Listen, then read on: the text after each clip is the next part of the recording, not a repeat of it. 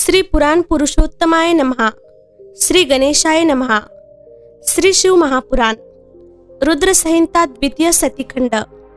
नारद जी के प्रश्न और ब्रह्मा जी के द्वारा उनका उत्तर। सदाशिव से त्रिदेवों की उत्पत्ति तथा ब्रह्मा जी से देवता आदि की सृष्टि के पश्चात एक नारी और एक पुरुष का प्राकट्य।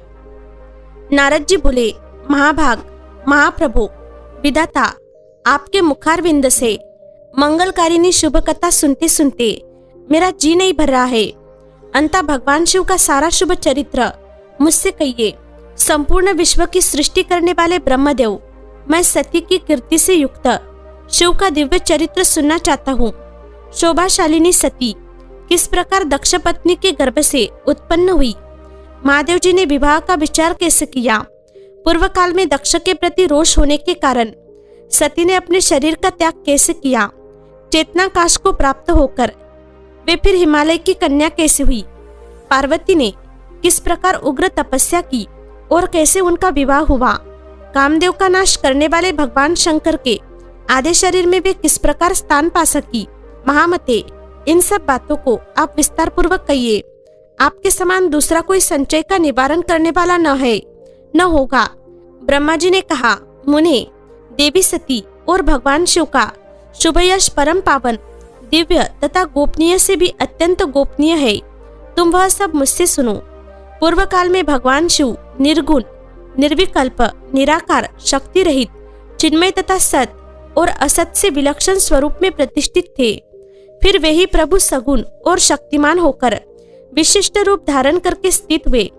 उनके साथ भगवती उमा विराजमान थी। विप्रवर वे भगवान शिव दिव्य आकृति से सुशोभित हो रहे थे। उनके मन में कोई विकार नहीं था। वे अपने परातत्पर स्वरूप में प्रतिष्ठित थे। मुनिश्रेष्ठ, उनके बाएं अंग से भगवान विष्णु, दाएं अंग से मैं ब्रह्मा और मध्य अंग अर्थात हृदय से रुद्रदेव प्रकट हुए। मैं ब्रह्मा सृष्टि करता हुआ भगवान विष्णु जगत का पालन करने लगे और स्वयं रुद्र ने संहार का कार्य संभाला। इस प्रकार भगवान सदाशिव स्वयं ही 3 रूप धारण करके स्थित हुए। उन्हीं की आराधना करके मुझ लोक पितामह ब्रह्मा ने देवता, असुर और मनुष्य आदि संपूर्ण जीवों की सृष्टि की। दक्ष और प्रजापतियों और देव शिरोमणियों की सृष्टि करके मैं बहुत प्रसन्न हुआ तथा अपने को सबसे अधिक ऊंचा मानने लगा। मुने, जब मरीचि, अत्रि, पुलह, पुलस्त, अंगिरा, क्रतु, वशिष्ठ, नारद, दक्ष और भृगु इन महान प्रभावशाली मानस पुत्र को मैंने उत्पन्न किया, तब मेरे हृदय से अत्यंत मनोहर रूप वाली एक सुंदरी नारी उत्पन्न हुई, जिसका नाम संध्या था। वह दिन में क्षीण हो जाती, परंतु सायंकाल में उसका रूप सौंदर्य खिल उठता था। वह मूर्तिमती साय संध्या ही थी और निरंतर किसी मंत्र का जप करती रहती थी। सुंदर भवों वाली वह नारी सौंदर्य की चरम सीमा को पहुंची हुई थी और मुनियों के भी मन को मोह लेती थी। इसी तरह मेरे मन से एक मनोहर पुरुष भी प्रकट हुआ, जो अत्यंत अद्भुत था। उसके शरीर का मध्य भाग कटी प्रदेश पतला था। दांतों की पंक्तियां बड़ी सुंदर थी। उसके अंगों से मत वाले हाथी की सी गंध प्रकट होती थी। नेत्र प्रफुल्ल कमाल के समान शोभा पाते थे। अंगों में केसर लगा था, जिसकी सुगंध नासिका को तृप्त कर रही थी। उस पुरुष को देखकर दक्ष आदि मेरे सभी पुत्र अत्यंत उत्सुक हो उठे। उनके मन में विस्मय भर गया था। जगत की सृष्टि करने वाले मुझ जगदीश्वर ब्रह्मा की ओर देखकर उस पुरुष ने विनय से गर्दन झुका दी और मुझे प्रणाम करके कहा।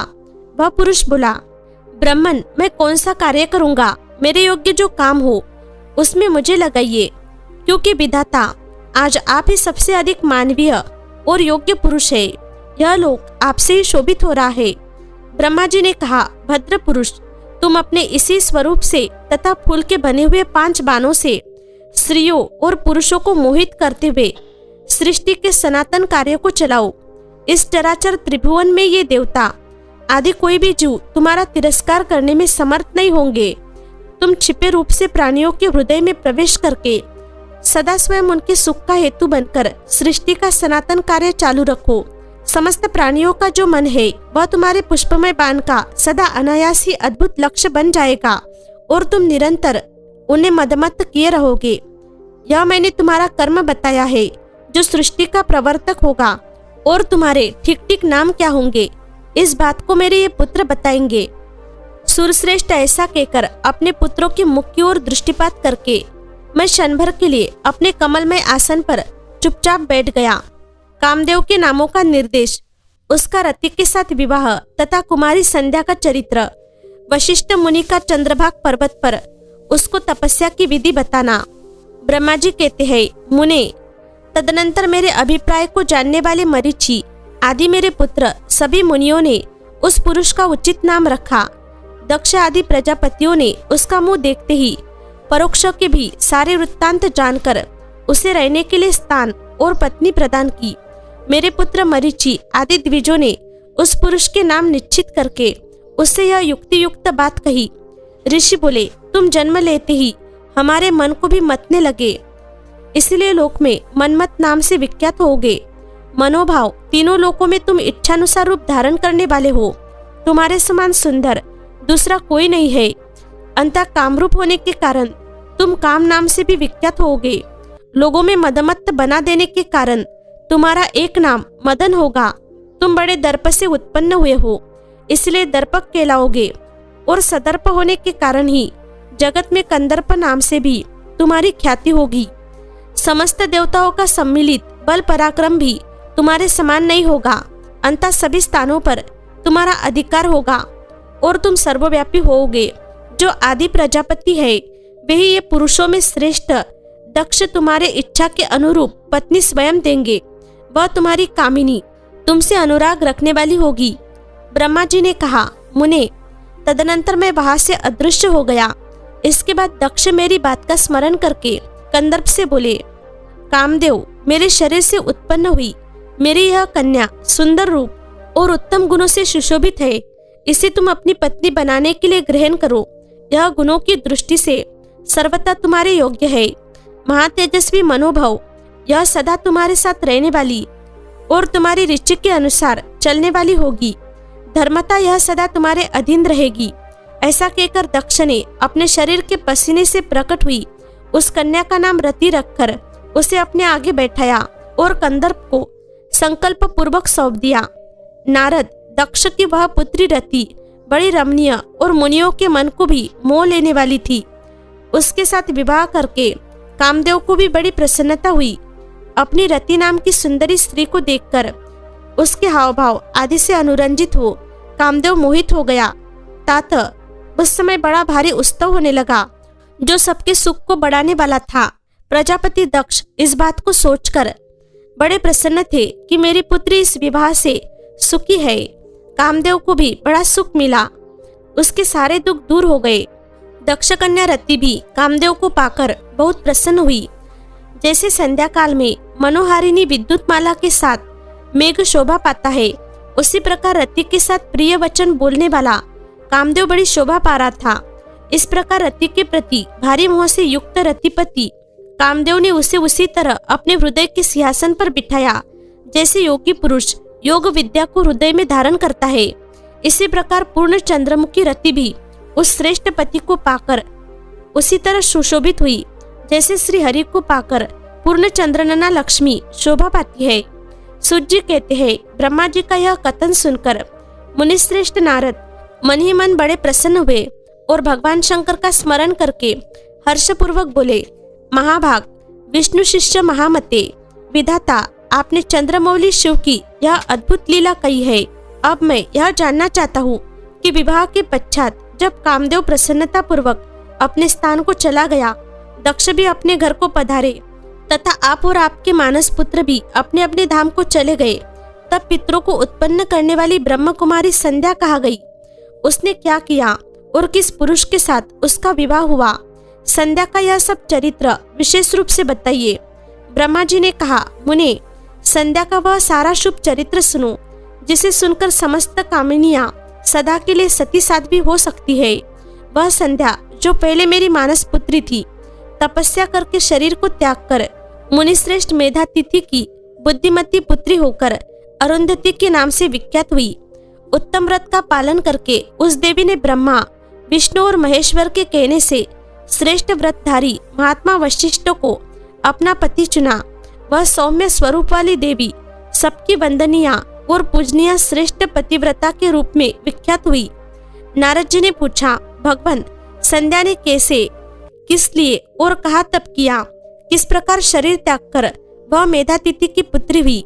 ब्रह्मा, विष्णु और शिव, इन 3 देवताओं के बताए हुए श्रेष्ठ व्रतधारी महात्मा वशिष्ठ को उसने किस तरह अपना पति बनाया? पितामह, यह सब मैं विस्तार के साथ सुनना चाहता हूँ। अरुंधति के इस कौतूहल पूर्वक चरित्र का आप यथार्थ रूप से वर्णन कीजिए। ब्रह्मा जी ने कहा, मुने, संध्या के मन में एक बार सकाम भाव आ गया था, इसलिए उस साध्वी ने यह निश्चय किया कि वैदिक मार्ग के अनुसार मैं अग्नि में अपने इस शरीर की आहुति दे दूंगी। आज से इस भूतल पर कोई भी देहधारी उत्पन्न होते ही काम भाव से युक्त न हो, इसके लिए मैं कठोर तपस्या करके मर्यादा स्थापित करूंगी। करुणावस्था से पूर्ण किसी पर भी काम का प्रभाव नहीं पड़ेगा, ऐसी सीमा निर्धारित करूंगी। इसके बाद इस जीवन को त्याग दूंगी। मन ही मन ऐसा विचार करके संध्या चंद्रभागा नामक उस श्रेष्ठ पर्वत पर चली गई, जहाँ से चंद्रभागा नदी का प्रादुर्भाव हुआ है। मन में तपस्या का दृढ़ निश्चय ले संध्या को श्रेष्ठ पर्वत पर गई हुई जान मैंने अपने समीप बैठे हुए वेद वेदांगों के पारंगत विद्वान, सर्वज्ञ, जितात्मा एवं ज्ञान योगी पुत्र वशिष्ठ से कहा, बेटा वशिष्ठ, मनस्विनी संध्या तपस्या की अभिलाषा से चंद्रभागा नामक पर्वत पर गई है। तुम जाओ और उसे विधि पूर्वक दीक्षा दो।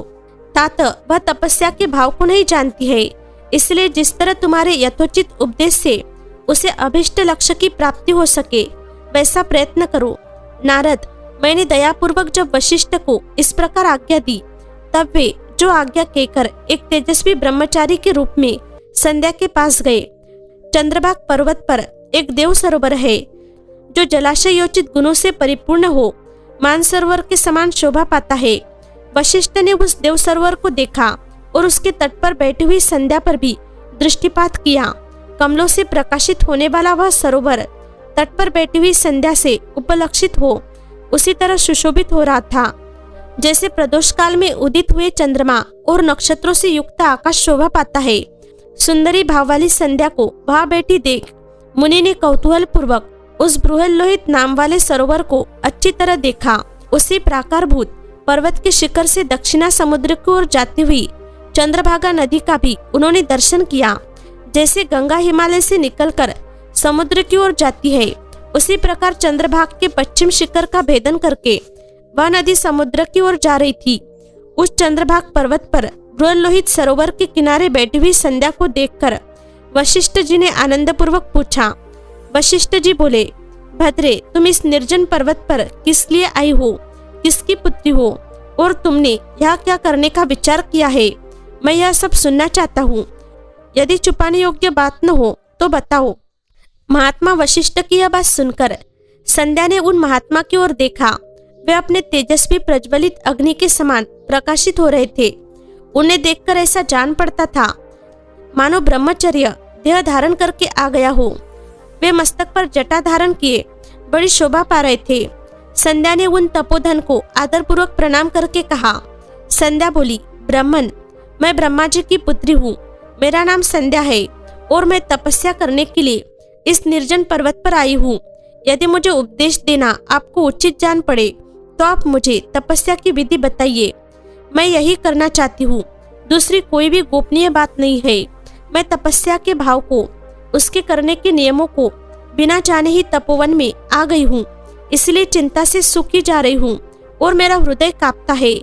संध्या की बात सुनकर ब्रह्मवेत्ताओं में श्रेष्ठ वशिष्ठ जी ने, जो स्वयं सारे कार्यों के ज्ञाता थे, उससे दूसरी कोई बात नहीं पूछी।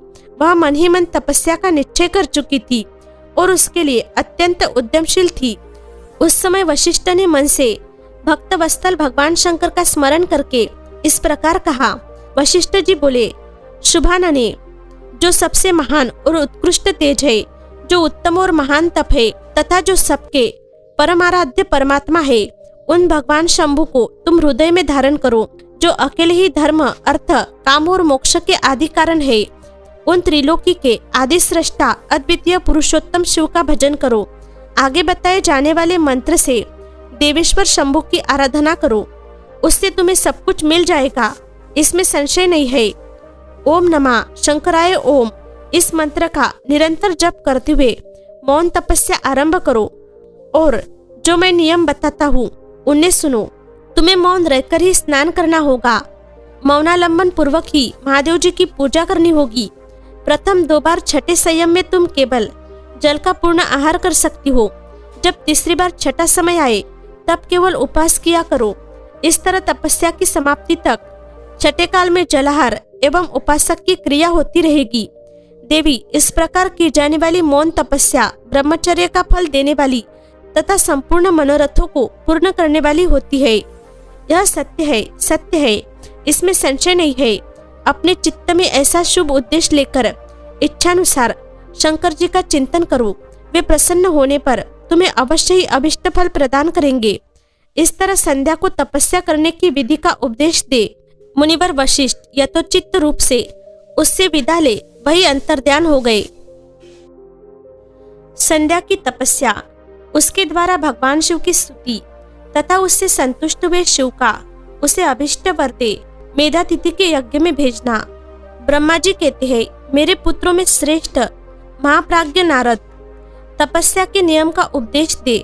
जब वशिष्ठ जी अपने घर चले गए तब के उस विधान को समझकर संध्या मन ही मन बहुत प्रसन्न हुई। फिर तो वह सानंद मन से तपस्विनी के योग्य वेश बनाकर बृहलोहित सरोवर के तट पर ही तपस्या करने लगी। वशिष्ठ जी ने तपस्या के लिए जिस मंत्रों को साधन बताया था उसी से उत्तम भक्ति भाव के साथ वह भगवान शंकर की आराधना करने लगी। उसने भगवान शिव में अपने चित्त को लगा दिया और एकाग्र मन से वह बड़ी भारी तपस्या करने लगी। उस तपस्या में लगे हुए उसके 4 युग व्यतीत हो गए। तब भगवान शिव उसकी तपस्या से संतुष्ट हो बड़े प्रसन्न हुए तथा बाहर भीतर और आकाश में अपने स्वरूप का दर्शन कराकर जिस रूप का वह चिंतन करती थी उसी रूप से उसकी आंखों के सामने प्रकट हो गए। उसने मन से जिनका चिंतन किया था उन्हीं प्रभु शंकर को अपने सामने खड़ा देख वह अत्यंत आनंद में निमग्न हो गई। भगवान का मुखारविंद बड़ा प्रसन्न दिखाई देता था। उसके स्वरूप से शांति बरस रही थी। वह सहसा भयभीत हो सोचने लगी कि मैं भगवान हर से क्या कहूँ, किस तरह इनकी स्तुति करूँ। इसी चिंता में पड़कर उसने अपने दोनों नेत्र बंद कर दिए। नेत्र बंद कर लेने पर भगवान शिव ने उसके हृदय में प्रवेश करके उसे दिव्य ज्ञान दिया, दिव्य वाणी और दिव्य दृष्टि प्रदान की। जब उसे दिव्य ज्ञान, दिव्य दृष्टि और दिव्य वाणी प्राप्त हो गई तब वह कठिनाई से ज्ञात होने वाले जगदीश्वर शिव को प्रत्यक्ष देखकर उनकी स्तुति करने लगी। संध्या बोली, जो निराकार और परम ज्ञान गम्य है, जो न तो स्थूल है न सूक्ष्म है और न उच्च ही है, तथा जिनके स्वरूप का योगीजन अपने हृदय के भीतर चिंतन करते हैं, उन्हीं लोक सृष्टा आप भगवान शिव को नमस्कार है। जिन्हें सर्व कहते हैं, जो शांति स्वरूप निर्मल निर्विकार और ज्ञानगम्य है, जो अपने ही प्रकाश में स्थित हो प्रकाशित होते हैं, जिनमें विकार का अत्यंत अभाव है, जो आकाश मार्ग की भांति निर्गुण निराकार बताए गए हैं तथा जिनका रूप अज्ञान अंधकार मार्ग से सर्वथा परे है, उन नित्य प्रसन्न आप भगवान शिव को मैं प्रणाम करती हूँ। जिनका रूप एक अद्वितीय शुद्ध बिना माया के प्रकाशमान सच्चिदानंदमय सहज निर्विकार नित्यानंदमय सत्य ऐश्वर्य से युक्त प्रसन्न तथा लक्ष्मी को देने वाला है, उन आप भगवान शिव को नमस्कार है। जिनके स्वरूप के ज्ञान रूप से ही उद्भावना की जा सकती है, जो इस जगत के सर्वथा भिन्न है एवं सत्व प्रधान ध्यान के योग्य आत्मस्वरूप सारभूत सबको पार लगाने वाला तथा पवित्र वस्तुओं में भी परम पवित्र है, उन आप महेश्वर को मेरा नमस्कार है। आपका जो स्वरूप शुद्ध मनोहर रत्नमय आभूषणों से विभूषित तथा स्वच्छ कर्पूर के समान गौरवर्ण है, जिसने अपने हाथों में वर अभय शूल और मुंड धारण कर रखा है, उस दिव्य चिन्मय सगुण साकार विग्रह से सुशोभित आप योग युक्त भगवान शिव को नमस्कार है। आकाश पृथ्वी दिशाएं जल तेज तथा काल ये जिनके रूप है, उन आप परमेश्वर को नमस्कार है। प्रधान प्रकृति और पुरुष जिनके शरीर रूप से प्रकट हुए हैं, अर्थात वे दोनों जिनके शरीर है, इसीलिए जिनका यथार्थ रूप अव्यक्त बुद्धि आदि से परे है, उन भगवान शंकर को बारंबार नमस्कार है। जो ब्रह्मा होकर जगत की सृष्टि करते हैं, जो विष्णु होकर संसार का पालन करते हैं तथा जो रुद्र होकर अंत में इस सृष्टि का संहार करेंगे, उन्हें आप भगवान सदाशिव को बारंबार नमस्कार है, जो कारण के भी कारण है, दिव्य अमृत रूप ज्ञान तथा अनिमा आदि ऐश्वर्य प्रदान करने वाले हैं, समस्त लोकांतरों का वैभव देने वाले हैं, स्वयं प्रकाश रूप है तथा प्रकृति से भी परे है। उन परमेश्वर शिव को नमस्कार है, नमस्कार है। यह जगत जिनसे भिन्न नहीं कहा जाता, जिनके चरणों से पृथ्वी तथा अन्य अंगों से संपूर्ण दिशाएं, सूर्य, चंद्रमा, कामदेव एवं अन्य देवता प्रकट हुए हैं और जिनकी नाभि से अंतरिक्ष का आविर्भाव हुआ है, उन्हें आप भगवान शंभु को मेरा नमस्कार है। प्रभु, आप ही सबसे उत्कृष्ट परमात्मा है, आप ही नाना प्रकार की विद्याएं है, आप ही हर संहार करता है, आप ही सद ब्रह्म तथा पर ब्रह्म है। आप सदा विचार में तत्पर रहते हैं, जिनका न आदि है न मध्य है और न अंत ही है, जिनसे सारा जगत उत्पन्न हुआ है तथा जो मन और वाणी के विषय नहीं है, उन महादेव जी की स्तुति मैं कैसे कर सकूंगी। ब्रह्मा आदि देवता तथा तपस्या के धनी मुनि भी जिनके रूपों का वर्णन नहीं कर सकते, उन्हीं परमेश्वर का वर्णन अथवा स्तवन मैं कैसे कर सकती हूँ। प्रभु, आप निर्गुण है, मैं मूढ़ स्त्री आपके गुणों को कैसे जान सकती हूँ। आपका रूप तो ऐसा है जिसे इंद्र सहित संपूर्ण देवता और असुर भी नहीं जानते हैं। महेश्वर, आपको नमस्कार है। तपोमय, आपको नमस्कार है। देवेश्वर शंभो, मुझ पर प्रसन्न होइए, आपको बारंबार मेरा नमस्कार है।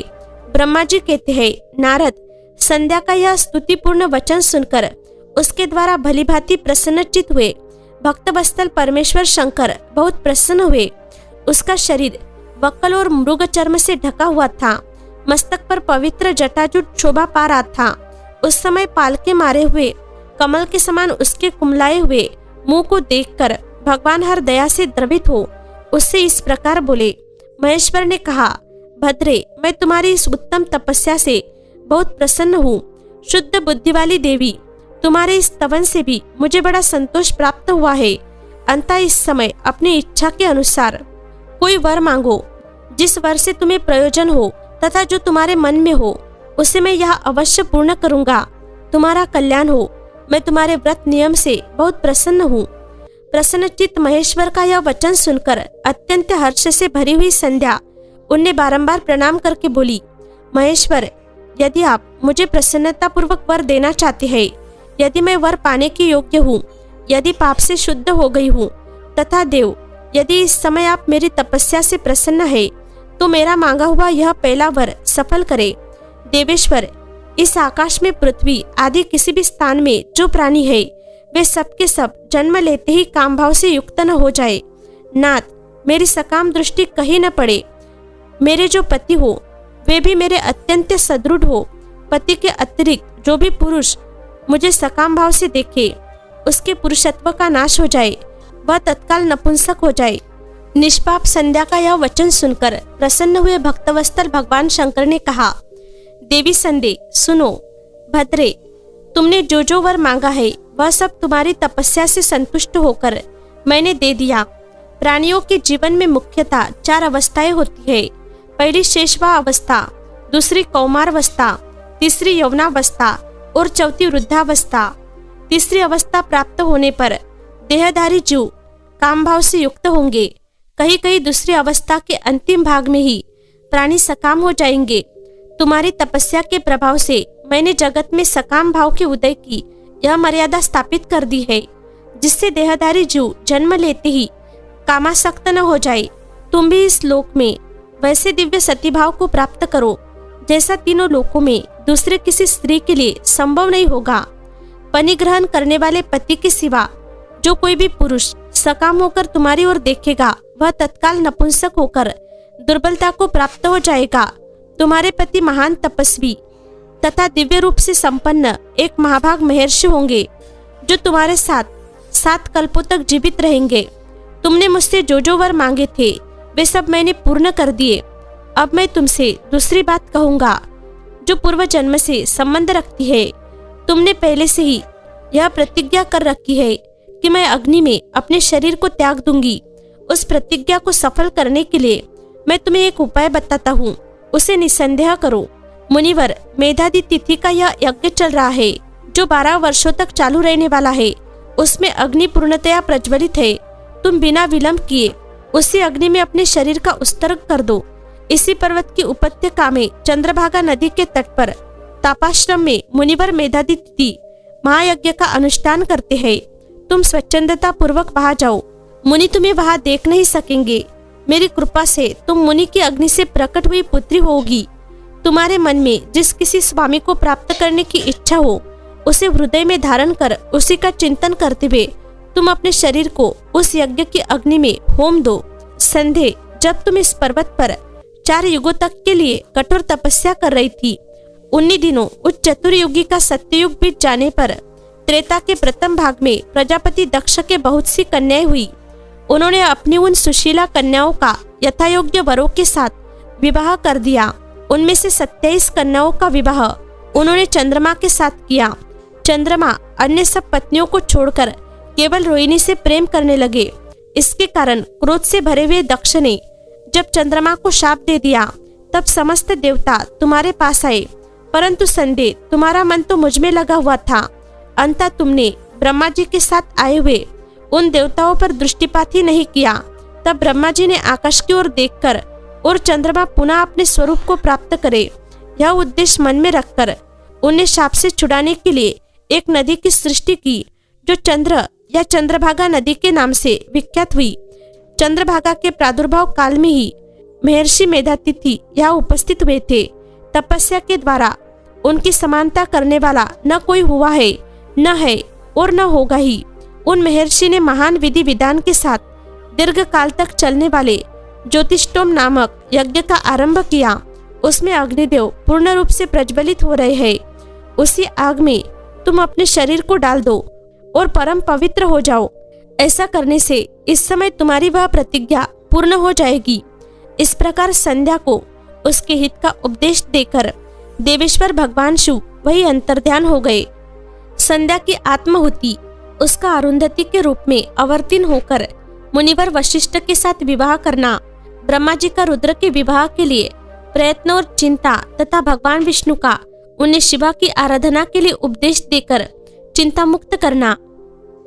ब्रह्मा जी कहते हैं, नारद, जब वर देकर भगवान शंकर अंतर्ध्यान हो गए तब संध्या भी उसी स्थान पर गई जहाँ मुनि मेधादिति यज्ञ कर रहे थे। भगवान शंकर की कृपा से उसे किसी ने वहां नहीं देखा। उसने उस तेजस्वी ब्रह्मचारी का स्मरण किया जिसने उसके लिए तपस्या की विधि का उपदेश दिया था। महामुनि, पूर्व काल में महर्षि वशिष्ठ ने मुझ परमेष्टि की आज्ञा से एक तेजस्वी ब्रह्मचारी का वेश धारण करके उसे तपस्या करने के लिए उपयोगी नियमों का उपदेश दिया था। संध्या अपने को तपस्या का उपदेश देने वाले उन्हीं ब्रह्मचारी ब्राह्मण वशिष्ठ को पति रूप से मन में रखकर उस महायज्ञ में प्रज्वलित अग्नि के समीप गई। उस समय भगवान शंकर की कृपा से मुनियों ने उसे नहीं देखा। ब्रह्मा जी की वह पुत्री बड़े हर्ष के साथ उस अग्नि में प्रविष्ट हो गई। उसका पुरोडाश शरीर तत्काल दग्ध हो गया। उस पुरोडाश की अलक्षित गंध सब ओर फैल गई। अग्नि ने भगवान शंकर की आज्ञा से उसके सुवर्ण जैसे शरीर को जलाकर शुद्ध करके पुनः सूर्य मंडल में पहुंचा दिया। तब सूर्यों ने पितरों और देवताओं की तृप्ति के लिए उसे 2 भागों में विभक्त करके अपने रथ में स्थापित कर दिया। मुनीश्वर, उसके शरीर का ऊपरी भाग प्रांत्य संध्या हुआ जो दिन और रात के बीच में पड़ने वाली आदि संध्या है, तथा उसके शरीर का शेष भाग साय संध्या हुआ जो दिन और रात के मध्य में होने वाली अंतिम संध्या है। साय संध्या सदा ही पितरों को प्रसन्नता प्रदान करने वाली होती है। सूर्योदय से पहले जब अरुणोदय हो, प्राची के क्षितिज में लाली छा जाए, तब प्रातः संध्या प्रकट होती है जो देवताओं को प्रसन्न करने वाली है। जब लाल कमल के समान सूर्य अस्त हो जाते हैं, उसी समय सदा संध्या का उदय होता है जो पितरों को आनंद प्रदान करने वाली है। परम दयालु भगवान शिव ने उसके मन सहित प्राणों को दिव्य शरीर से युक्त देहधारी बना दिया।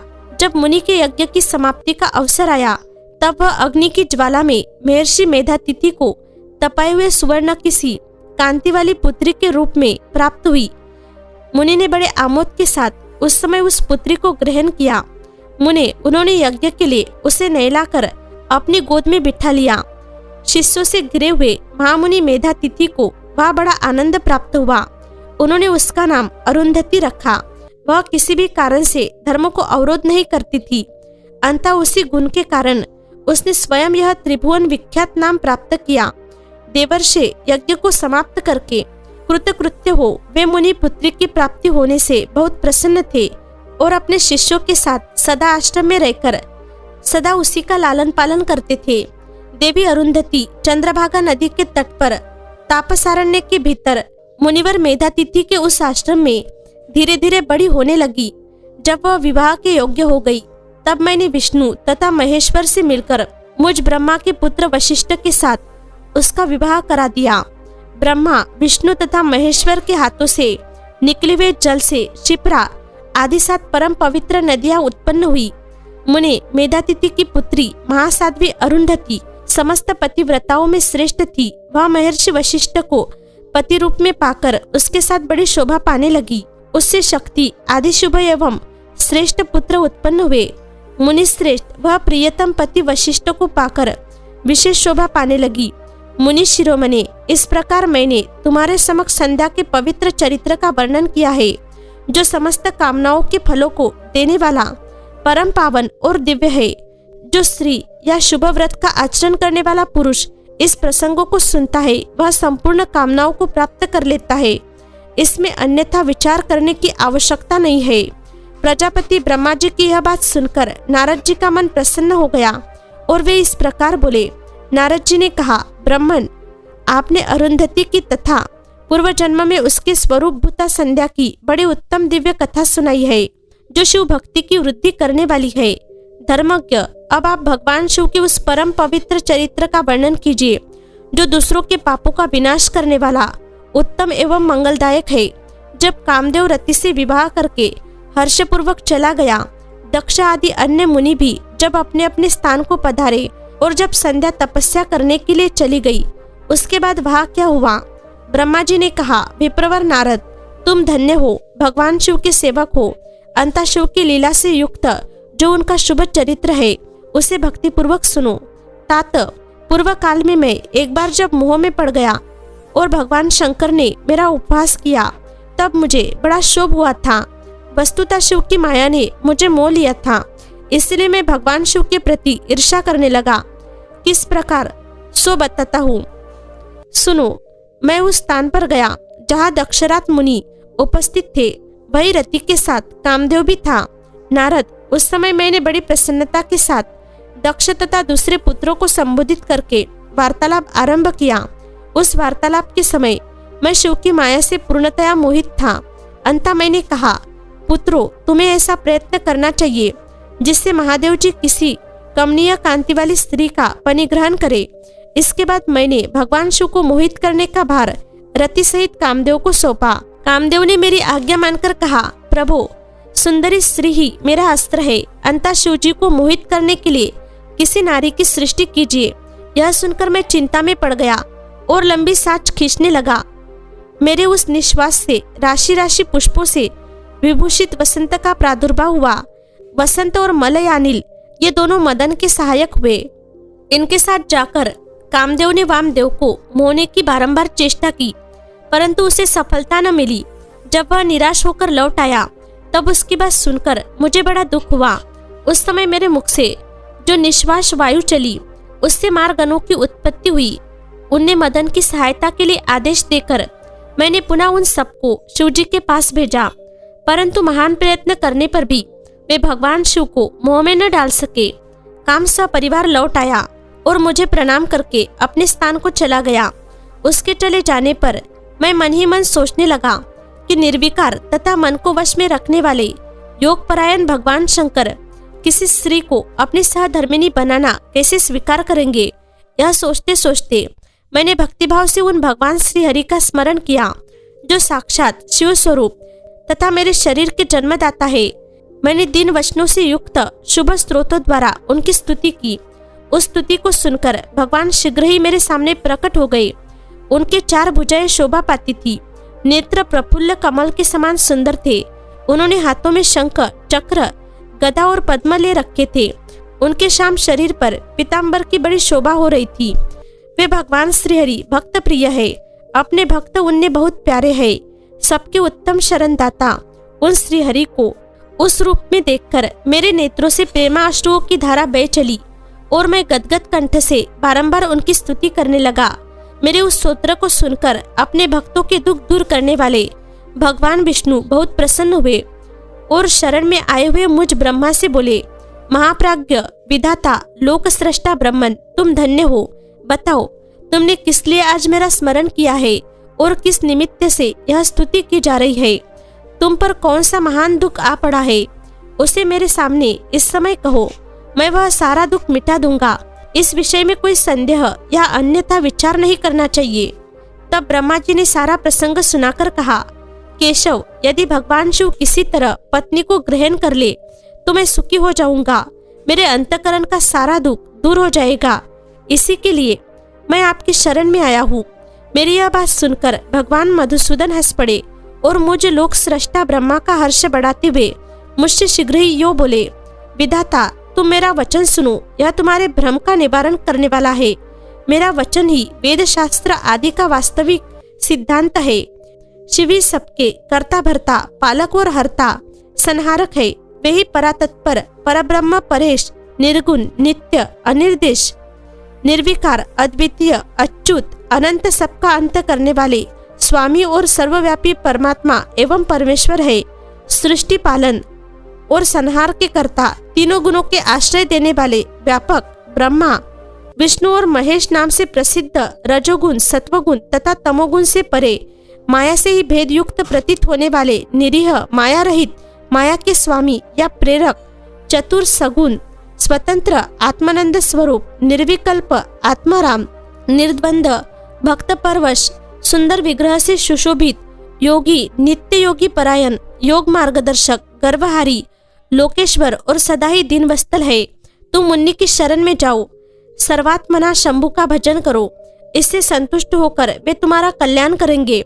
ब्राह्मण, यदि तुम्हारे मन में यह विचार हो कि शंकर पत्नी का परिग्रहण करे तो शिव को प्रसन्न करने के उद्देश्य से शिव का स्मरण करते हुए उत्तम तपस्या करो।